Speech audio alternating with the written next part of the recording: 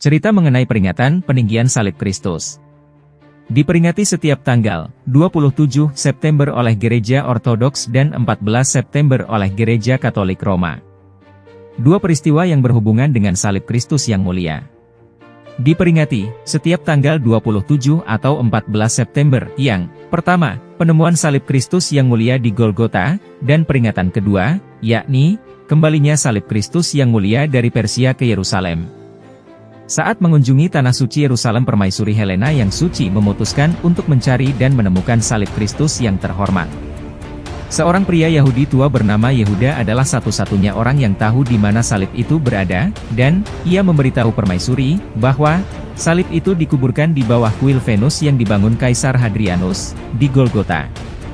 Sontak sang permaisuri memerintahkan agar kuil penyembahan berhala ini diruntuhkan dan, setelah menggali jauh di bawahnya, mereka menemukan 3 buah salib. Sementara sang permaisuri merenungkan bagaimana cara mengenali yang mana yang merupakan salib Kristus, sebuah prosesi pemakaman lewat.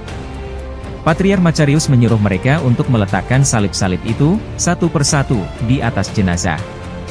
Ketika mereka meletakkan salib pertama dan kedua di atas orang yang sudah meninggal, orang yang sudah meninggal itu tidak bangkit. Ketika mereka meletakkan salib ketiga di atasnya, orang yang sudah meninggal itu hidup kembali. Dengan ini mereka tahu bahwa ini adalah salib Kristus yang berharga dan memberi kehidupan. Mereka kemudian meletakkan salib itu di atas seorang wanita yang sakit, dan wanita itu menjadi sembuh. Lalu para bapak gereja mengangkat salib itu untuk dilihat oleh semua orang, dan orang-orang bernyanyi sambil menangis, dan berkata, "Tuhan, kasihanilah kami orang berdosa ini." Lalu Permaisuri Helena membuat sebuah kotak perak dan meletakkan salib untuk disimpan di dalamnya. Kemudian, Kaisar Persia Chosroes menaklukkan Yerusalem, memperbudak banyak orang, dan membawa salib Tuhan ke Persia. Salib tetap berada di Persia selama 14 tahun. Dan pada tahun 628 Masehi Kaisar Yunani Heraklius mengalahkan Chosroes dan, dengan upacara yang meriah, mengembalikan salib ke Yerusalem.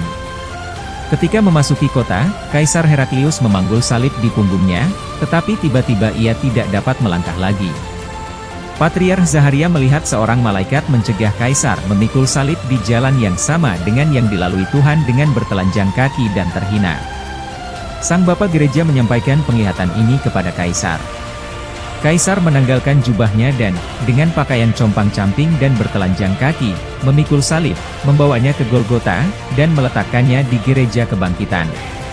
Lalu semua orang bersukacita dan penghiburan bagi seluruh dunia Kristen. Demikian cerita singkat mengenai peninggian salib Kristus, yang dibawa kembali ke Yerusalem. Setelah sekian lama dicuri oleh Raja Persia Chosroes.